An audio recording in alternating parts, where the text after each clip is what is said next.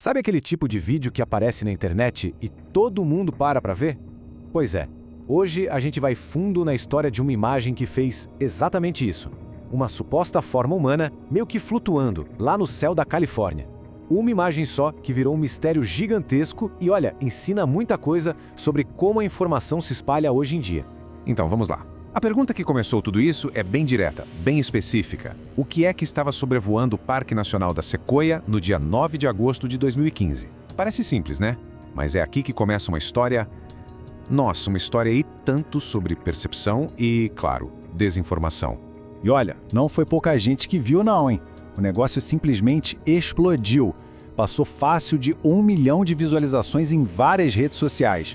É um número absurdo que só mostra o poder que uma imagem intrigante tem. Em um piscar de olhos, vira um fenômeno mundial. Ok, então a primeira coisa que a gente precisa entender é o que as pessoas estavam dizendo.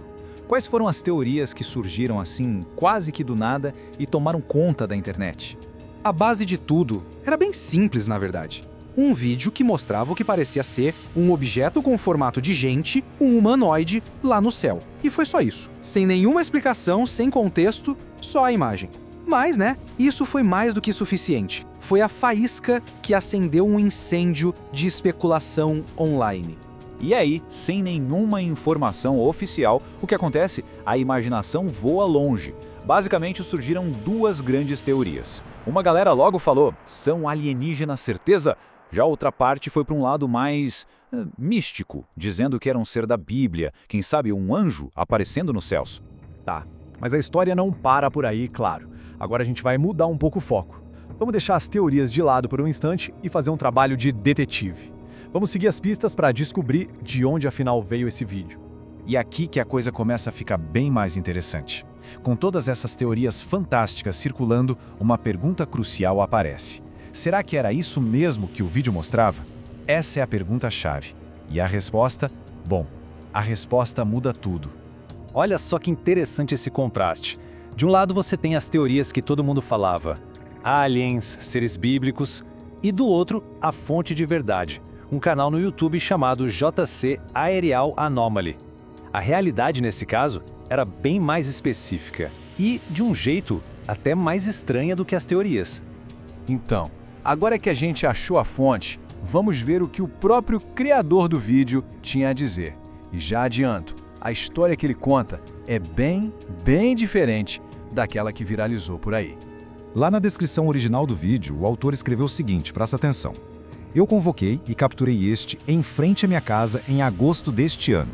A palavra-chave aqui é convoquei.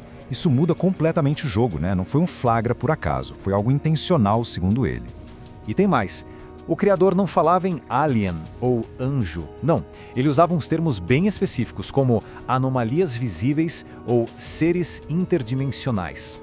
Ele dizia que conseguia capturar essas coisas com uma câmera, ali mesmo, da casa dele. É uma visão bem particular da coisa, não? Ok, mas aqui a gente precisa colocar um pé no freio. É super importante deixar claro que essas alegações do criador, elas não têm muita base, sabe? Quase nenhuma comprovação e, claro, foram muito questionadas. Muita gente ficou com o pé atrás e com razão. E esse caso todo é perfeito para a gente entender uma coisa maior. Vamos dar uma olhada em como um viral nasce. Como um conteúdo pode ser tirado do seu contexto original e ganhar vida própria. Uma vida completamente diferente. O ciclo é quase sempre o mesmo. É impressionante.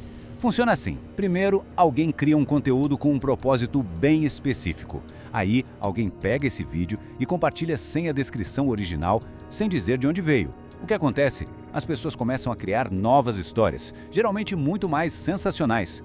E pronto, é essa nova versão que se espalha como fogo e vira um viral, muitas vezes sem ter nada a ver com a ideia original. No final das contas, a história do humanoide de Sequoia nem é tanto sobre o que estava lá no céu. É muito mais sobre como nós interpretamos o que vemos na internet. Então, fica a reflexão. Da próxima vez que aparecer algo muito incrível numa tela, qual é a primeira pergunta que se deve fazer? Talvez a pergunta mais importante de todas seja a mais simples. De onde isso veio de verdade?